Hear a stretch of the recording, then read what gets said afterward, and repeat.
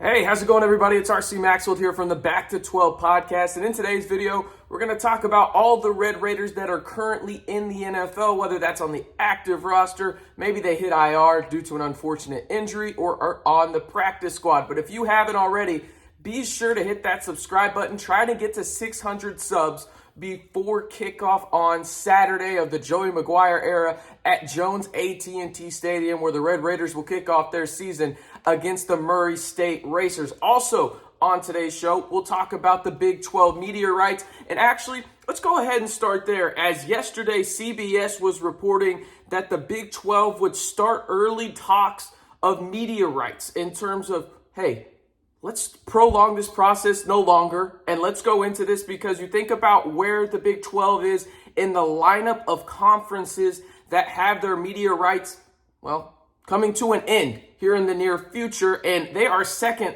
behind a conference that they are trying to really beat out and sustain themselves as that third conference right now out in the SECs of the world, the Big Tens, the ACCs, the Big 12, and the conference, of course, I'm talking about is the Pac-12. Their media rights out west end in 2024. So the Big 12 starting these media right conversations early is nothing but critical and just an A-plus job by new Big 12 Commissioner Brett Yormark. Now, you look at what he had to say about this in terms of the landscape of college football, and this is from a CBS article by Dennis Dodd. I'll have the link in the description below. Brett said this, though. The Big 12 commissioner: "It's an exciting time for college athletics, and given the changing landscape, we welcome the opportunity to engage with our partners to determine if an early extension is in the best interest of all parties. The Big 12 has enjoyed a fantastic relationship with its multimedia right holders, and I look forward to having these conversations." Now, it is critical to know this about the media rights starting early in terms of the conversations. They can only talk to ESPN and Fox, okay? So they can't go out and talk to Amazon because they currently do not have a agreement with them. So if you start something early, the nearest time that the Big 12 can talk to an Amazon of the world or maybe a CBS is actually early 2024. So getting ahead of this potentially allows the Big 12 to stay on ESPN and Fox for the distant future. Now, let me know in the comments below, do you want the Big 12 to stay on ESPN and Fox? I'm,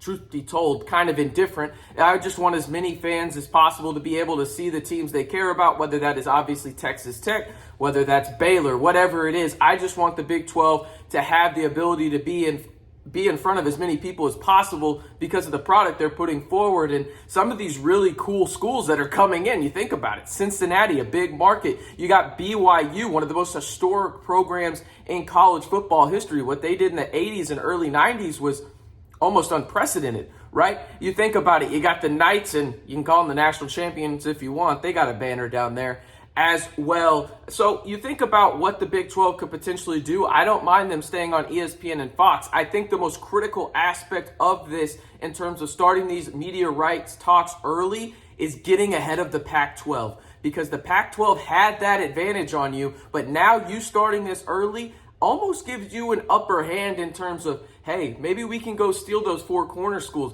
Hey, maybe if Oregon and Washington, who are talking to the Big Ten, Oregon has already done so, Washington will do so next week.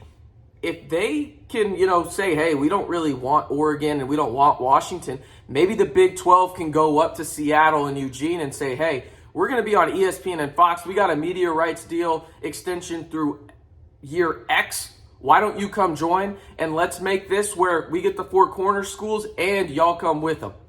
I think that that's a possibility. Is it realistic? I'm not sure, but it allows it to become a little bit more realistic because you're starting these conversations early and getting ahead of the Pac-12, where they're kind of in a weird situation right now where they really don't know what their conference is going to look like later on this, decade, if we're being honest about it. So again, let me know, do you want to stay on ESPN, Fox? Do you have a preferred service? Is it maybe Amazon? Maybe you want to be on CBS, whatever it is, let me know in the comments. And again, be sure to hit that subscribe button to stay in the know on Texas Tech athletics all year long right here on the Back to 12 podcast channel. We'll be talking about sports betting. We'll be talking about Texas Tech football, basketball, both, by the way, men's and women's, baseball, softball, track and field, you name it, we will have it right here on the channel. So to stay in the know on Texas Tech athletics, this is your one-stop shop right here on the Back to 12 podcast channel. Now, y'all probably saw the thumbnail to this video and thought, well,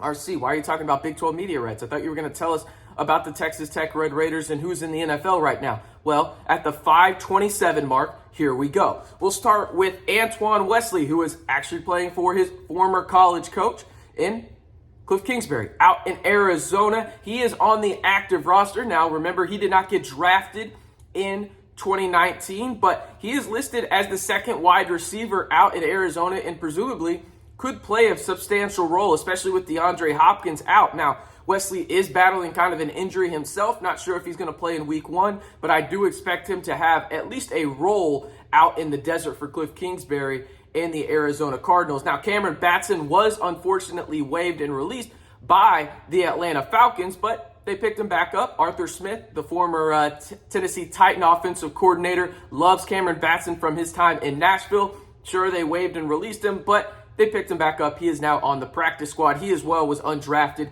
in his draft class, which was 2018. Now, Broderick Washington was drafted.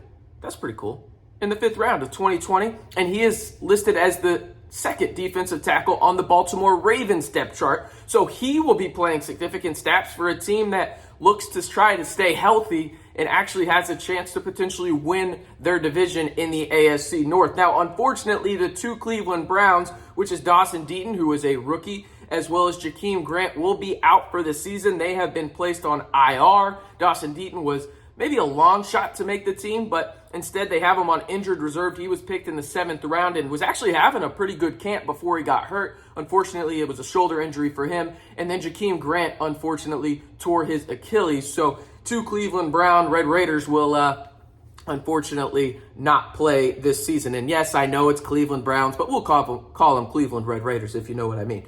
Anyway, moving on. Terrence Steele, the Dallas Cowboys starting right tackle. Yes,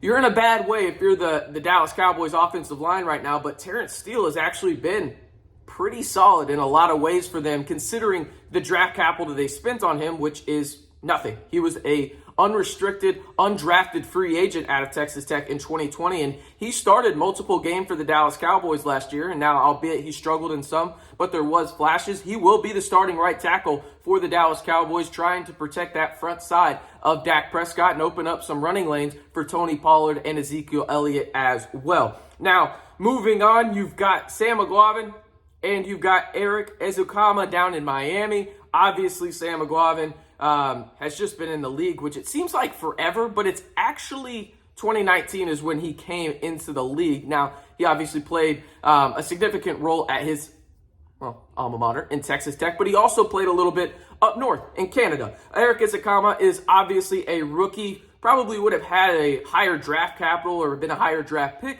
if Texas Tech had some stability at the quarterback position in his 3 years in Lubbock, but unfortunately not. But he lands in a great situation out in Miami where you got Tua, and yeah, maybe people aren't high on Tua, but I'm high on Mike McDaniel, their new head coach, and I love the offense he's put together. And the best part about it for Eric Ezukanma is he doesn't have those rookie pressures where he has to come in and succeed right away. You look at the roster for the Miami Dolphins, and he's probably the 5th option in the passing game, maybe even the 6th, but he will have some time on the field. He had a great preseason game and had a great connection with Skylar Thompson, the Kansas State former quarterback as well. But yeah, love what Eric Ezukanma has done so far in a limited sample size in the preseason for the Miami Dolphins. But 2 Red Raiders on South Beach this year.